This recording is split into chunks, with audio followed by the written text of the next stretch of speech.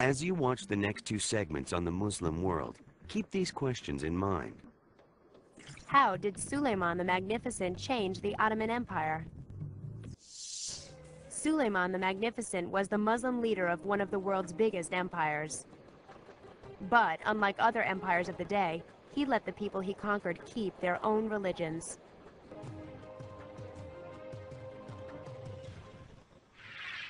How would you react if someone forced a religion on you?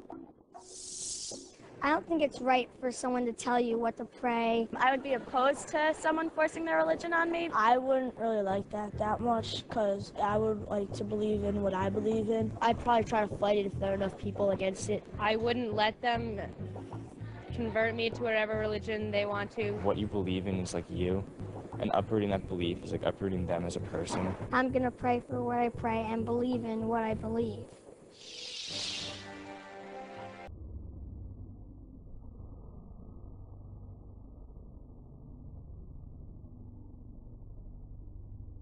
The Ottoman Empire experienced a golden age between 1520 and 1566. During this time, Suleiman led the empire as Sultan, a title given to the ruler of Muslim countries. Under Suleiman, the Ottoman Empire reached the height of its power and prestige.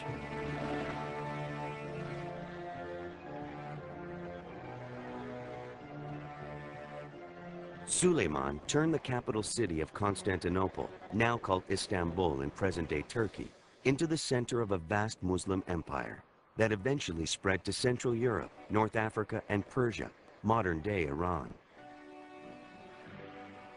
When he first came to power after the death of his father, no one suspected that Suleiman would become the empire's greatest sultan. Muslims respected him and came to call him the lawgiver. He was a patron of literature and the arts. He surrounded himself with writers, painters, and musicians. He even wrote poetry himself. He hired great architects to build magnificent mosques and other buildings throughout the empire. In pursuit of justice, he freed people who had been unjustly imprisoned and fired corrupt bureaucrats.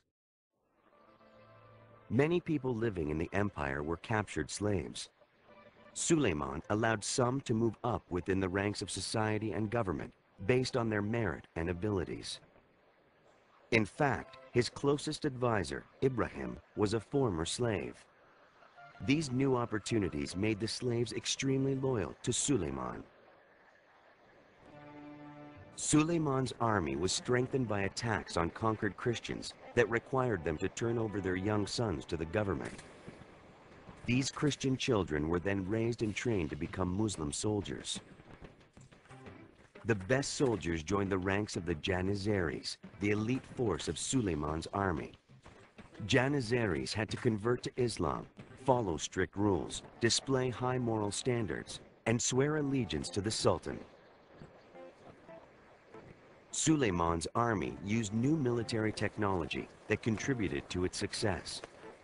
Muskets provided greater firepower for foot soldiers, and their use of cannons gave the army a huge advantage over most enemies. The Ottoman Empire was a Muslim state, but the empire's diverse population also included Jews and Christians. Although he was a devout Muslim himself, Suleiman realized that forcing a new religion on the cultures he conquered could fuel rebellion. So, unlike other rulers of the day, he allowed his conquered subjects to continue worshiping as they always had. As long as he had people's loyalty, they could keep their religion.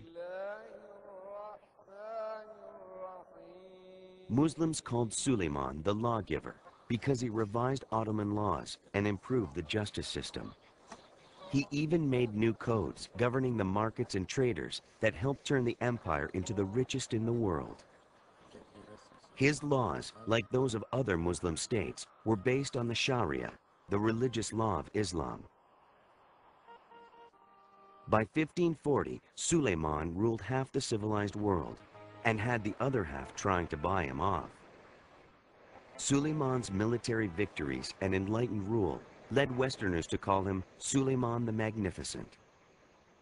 During his reign, Suleiman expanded the Ottoman Empire to include parts of Eastern Europe, the Middle East, and North Africa. But Suleiman's rule finally weakened and declined because he feared opposition from within his family and among his close advisors. One of Suleiman's wives, Roxolana, an ex-slave, wanted her own son to become Suleiman's heir. She convinced Suleiman that his eldest and most popular son had devised a plot to overthrow him. In 1553, to stop this perceived takeover, Suleiman had his son and many others murdered.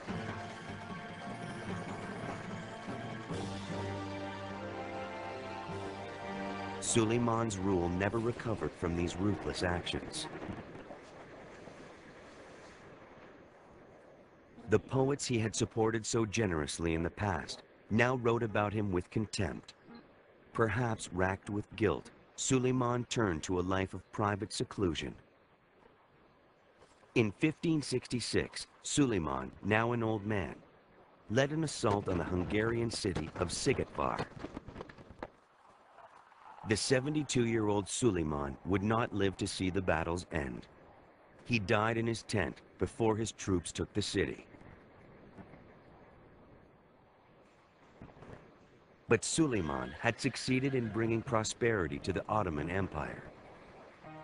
He expanded its territory, improved the government and legal systems, strengthened the military, supported the arts, promoted religious tolerance, improved the lives of slaves, and built great mosques and palaces throughout the empire.